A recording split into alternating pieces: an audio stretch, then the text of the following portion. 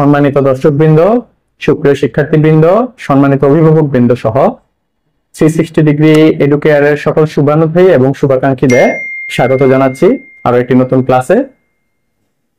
দর্শকবৃন্দ, আমরা আমাদের এই চ্যানেলটিতে ধারাবাহিকভাবে এসএসসি পরীক্ষার জীববিজ্ঞান বইয়ের যেই অধ্যায়গুলো রয়েছে সেই অধ্যায়গুলো ক্লাস প্রদান করছি। তো আশা করি আমাদের পাশে থেকে সহযোগিতা করবেন। আমরা বিগত ক্লাসগুলোর ধারাবাহিক আজকের ক্লাসটি শুরু করতে যাচ্ছি। আজকের ক্লাস দ্বিতীয় অধ্যায়ের জীবকোষ এবং টিস্যু অংশের থেকে অনুষ্ঠিত হতে যাচ্ছে। এই ক্লাসটিতে মূলত আমরা একটি কোষের যে বিভিন্ন অংশ রয়েছে সেই অংশের প্রাথমিকভাবে যে কোষপ্রাচীর রয়েছে কোষপ্রাচীর নিয়ে আলোচনা করব। তো দর্শকবৃন্দ, আমরা চলে যাচ্ছি আজকের ক্লাসটিতে। আজকের ক্লাস কোষ প্রাচীর নিয়ে। কোষ প্রাচীর উদ্ভিদ কোষের একটা গুরুত্বপূর্ণ বৈশিষ্ট্য। উদ্ভিদ কোষে কোষ প্রাচীরের উপস্থিতির কারণেই মূলত একটি উদ্ভিদের যে ত্বকীয় অবস্থা তা কিছুটা রাফ বা অমসৃণ ধরনের হয়ে থাকে। প্রাণী কোষে এই ধরনের কোনো কিছু থাকে না বিধায় আসলে প্রাণী কোষের যে ত্বক থাকে বা প্রাণী দেহের যে ত্বক থাকে তা অপেক্ষাকৃত মসৃণ ধরনের হয়ে থাকে। তো চলো শিক্ষার্থীবৃন্দ দেখে নেই একটি কোষ প্রাচীর উদ্ভিদ কোষের অন্যতম গুরুত্বপূর্ণ বৈশিষ্ট্য। এই বিষয়টি আমরা ইতিমধ্যেই জানি। এই কোষটির কোষ প্রাচীরে একটি উদ্ভিদ কোষের কোষ প্রাচীরের যে উপাদানগুলো থাকে তা জড় বা মৃত উপাদান দ্বারা গঠিত হয়ে থাকে। উপাদানগুলো সজীব থাকে না। এতে সেলুলোজ একটি বড় ধরনের কার্বোহাইড্রেট জাতীয় পদার্থ, হেমিসেলুলোজ, লিগনিন, প্যাকটিন, সুবিরিন ইত্যাদি বিভিন্ন মৃত বা জড় উপাদান দ্বারা তৈরি হয়ে থাকে। ব্যাকটেরিয়ার কোষ প্রাচীরে প্রোটিন থাকে, লিপিড থাকে, পলিস্যাকারাইড থাকে। উল্লেখ্য শিক্ষার্থীবৃন্দ, ব্যাকটেরিয়া এবং ছত্রাকের কোষ প্রাচীর বিদ্যমান, যদিও তাদেরকে উদ্ভিদ বলা হয় না। আসলে উদ্ভিদের যে কোষ প্রাচীর থাকে তাদের উদ্ভিদ কোষ প্রাচীরের তুলনায় কোষ প্রাচীরটা একটু ভিন্ন ধরনের হয়ে থাকে। এখানে দেখতে পাওয়া যাচ্ছে যে উদ্ভিদ কোষে যদিও সেলুলোজ থাকে, এখানে কিন্তু সেলুলোজ নেই। এখানে প্রোটিন রয়েছে, লিপিড রয়েছে। তো প্রোটিন, লিপিড আবার উদ্ভিদ কোষে কোষ প্রাচীরে অবস্থান করে না। এখানে পলিস্যাকারাইড থাকে ব্যাকটেরিয়ার ক্ষেত্রে। অপরদিকে ছত্রাকের কোষ প্রাচীরে কাইটিন নামক একটি পলিস্যাকারাইড থাকে। এই পলিস্যাকারাইডটি আসলে জীবদেহের ক্ষেত্রে একটি কোষ প্রাচীরে অবস্থান করে এবং ছত্রাকের দেহের কোষ প্রাচীরে অবস্থান করে। তবে এই যে কাইটিন নামক উপাদানটি এটি পৃথিবীর মধ্যে বলা যায় সেকেন্ড লার্জেস্ট পলিস্যাকারাইড। দ্বিতীয় অবস্থানে আছে পলিস্যাকারাইডের যদি পরিমাণের বিবেচনা করা হয় আর কি।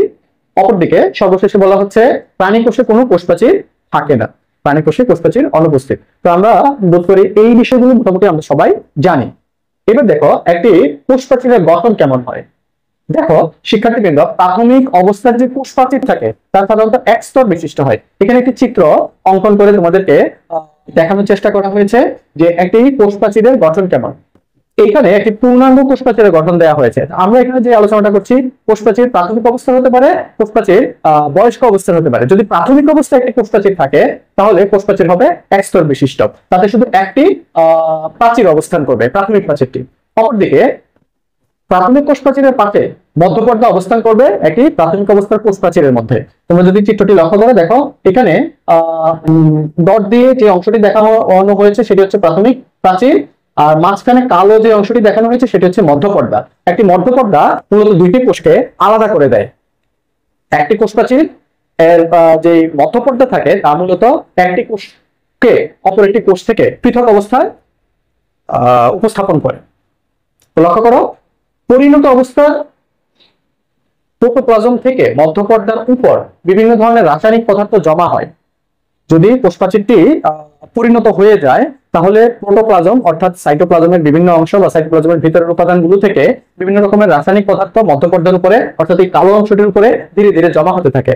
যেহেতু এই উপাদানগুলো আবার সেলুলোজ, হেমিসেলুলোজ, লিগনিন, প্যাকটিন, সুবিরিন নামক বিভিন্ন রকমের উপাদান, এগুলো জমা হয়ে আসলে একটি গৌণ কোষ প্রাচীর তৈরি হয়। লক্ষ্য করার শিক্ষার্থীবৃন্দ, এখানে গৌণ কোষ প্রাচীর বা সেকেন্ডারি প্রাচীর চিত্রে দেখানো হয়েছে। সেকেন্ডারি প্রাচীর, সেকেন্ডারি প্রাচীরের ক্ষেত্রে যা দেখা যাচ্ছে, দেখো সেকেন্ডারি প্রাচীর আবার অনেক পুরু হয়। তো এখানে বলা হচ্ছে কোষ প্রাচীরের যেই প্রাথমিক প্রাচীর থাকে প্রাথমিক প্রাচীরের মধ্যে বিভিন্ন রকমের উপাদান জমা হয়ে সেকেন্ডারি কোষ প্রাচীর বা গৌণ কোষ প্রাচীর তৈরি হচ্ছে। এই ক্ষেত্রে গৌণ কোষ প্রাচীর কিন্তু অনেক পুরু হয়।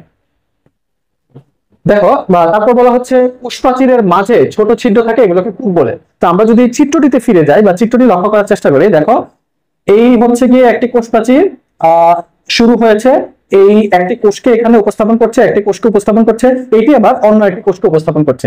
দুইটি কোষের মধ্যবর্তীতে এখানে একটি কোষ রয়েছে, এখানে একটি কোষ রয়েছে। দুইটি কোষের মধ্যবর্তীতে মধ্যপর্দা বা মিডল ল্যামেলা নামক যে অংশটি রয়েছে সেটি মূলত দুইটি কোষকে আলাদা করেছে। এক্ষেত্রে প্রাথমিক প্রাচীর এটি, অপরদিকে গৌণ প্রাচীর হচ্ছে গিয়ে এটি। এবং এই দুই প্রাচীরের মধ্যবর্তীতে মাঝখানে কিছু ফাঁকা স্থান দেখা যাচ্ছে। এই ফাঁকা স্থানগুলোকে বলা হচ্ছে এলাকা, এগুলোকে পিট বলা হচ্ছে বা পিট, অনেক সময় পিট পেয়ারও বলে।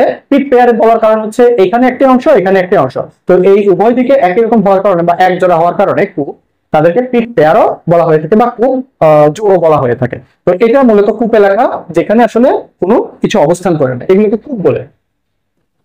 তারপর দেখো 5 নম্বর বলছে পাশের কোষের সাথে যোগাযোগ রক্ষার জন্য কোষ প্রাচীর থেকে এক ধরনের আণুবীক্ষণিক নালী সৃষ্টি হয়, এদেরকে বলে প্লাজমোডেসমাটা। আমরা যদি এটি উদ্ভিদ কোষ ভালোভাবে দেখানোর চেষ্টা করি, দেখা যায় যে উদ্ভিদ কোষের মধ্যে যে কোষ প্রাচীরটি রয়েছে, কোষ প্রাচীরের মাঝে মাঝে মাঝে এরকম আণুবীক্ষণিক কিছু নালী দেখা যায়। এখানে অনেকটা মোটা করে দেখানো হচ্ছে, আসলে এটা আরো সরু হয়, অনেক ছোট হয়। এই অংশগুলোর নাম হচ্ছে প্লাজমোডেসমাটা। শিক্ষার্থীবৃন্দ, এই প্লাজমোডেসমাটা আসলে একটা কোষের সাথে অপর কোষের যোগাযোগ রক্ষার জন্য ব্যবহৃত হয়ে থাকে। এরপর দেখো গাছের বয়স ভেদে গৌণ কোষ প্রাচীরের মধ্যে অতি মধ্য অন্তঃস্তর নামক স্তর থাকতে পারে। তো এইখানে যদি আমরা একটু শিক্ষার্থীবৃন্দ বোঝানোর চেষ্টা করি, তোমরা দেখো এখানে একটি লেয়ার, দুইটি লেয়ার, তিনটি লেয়ার রয়েছে। এটাই বোঝানোর চেষ্টা করা হয়েছে, যদি একটি গাছের বয়স বৃদ্ধি পায় বা বয়স বাড়তে থাকে, তাহলে প্রাথমিক যে প্রাচীরটি রয়েছে, প্রাথমিক প্রাচীরের উপরে আরো স্তর তৈরি হতে পারে। তো বয়স যদি বেশি হবে, স্তর তত বেশি হবে। এখানে উল্লেখ্য প্রাথমিক গৌণ প্রাচীর যে সব কোষে থাকবে বা সব উদ্ভিদ কোষে থাকবে এমন কিন্তু নয়। অপেক্ষাকৃত যে কোষগুলোর বয়স বেশি তাদের ক্ষেত্রে মূলত গৌণ কোষ প্রাচীর দেখা যাবে, আর কম বয়স্ক উদ্ভিদের যে কোষ প্রাচীর রয়েছে তাতে কিন্তু গৌণ কোষ প্রাচীর দেখা যাবে না। আমার বিশ্বাস তোমরা এই কথাগুলো থেকে ইতিমধ্যে বিষয়টা অনুধাবন করতে পেরেছো। শিক্ষার্থীবৃন্দ, এখানে যদি আমি লক্ষ্য করি, এটা হয়তো বা বহি স্তর হবে, এটা মধ্যস্তর হবে, এটা অন্তঃস্তর হবে, আর এই যে দাগ দেওয়া অংশটা সেটা হচ্ছে গিয়ে প্রাথমিক প্রাচীর, এবং মধ্যবর্তী অংশটি এটা হচ্ছে গিয়ে মধ্যপর্দা বা মিডল ল্যামেলা, যা কিনা দুইটি কোষকে মূলত আলাদাভাবে উপস্থাপন করছে। কাজ কি হতে পারে লক্ষ্য করো। আর এগুলো হচ্ছে গিয়ে প্লাজমোডেসমাটা, এগুলো হচ্ছে প্লাজমোডেসমাটা। এটা একটা কোষের সাথে অন্য একটা কোষের মধ্যে প্রাথমিক যোগাযোগের জন্য এটি ব্যবহৃত হয়ে থাকে। কাজ কোষকে দৃঢ়তা প্রদান করবে, যেহেতু এটি অজীব এবং জড় উপাদান দিয়ে গঠিত এবং শক্ত কিছু উপাদান দ্বারা তৈরি, এই কারণে এগুলো কোষকে দৃঢ়তা প্রদান করবে। তারপরে কোষের আকার আকৃতি বজায় রাখার জন্য সহায়তা করবে, যেহেতু এটি শক্তপোক্ত উপাদান দ্বারা তৈরি, সেই কারণে কোষের একটি শেপ বা আকৃতি মূলত এটি প্রদান করবে।